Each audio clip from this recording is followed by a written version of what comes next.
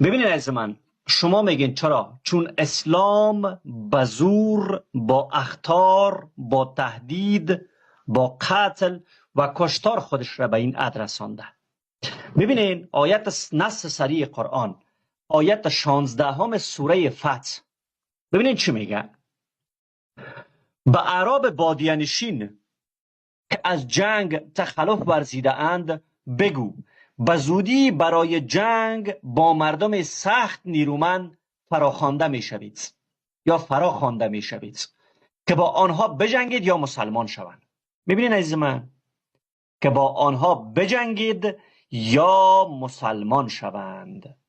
لشکر اسلام تا افغانستان ما، خراسان دیروز، آریانای ما و ایران امروزی صرف و صرف و صرف به زور شمشیر و به زور، معذرت مرا بپذیرین که فاش میگم، به زور آلت تناسلی و قدرت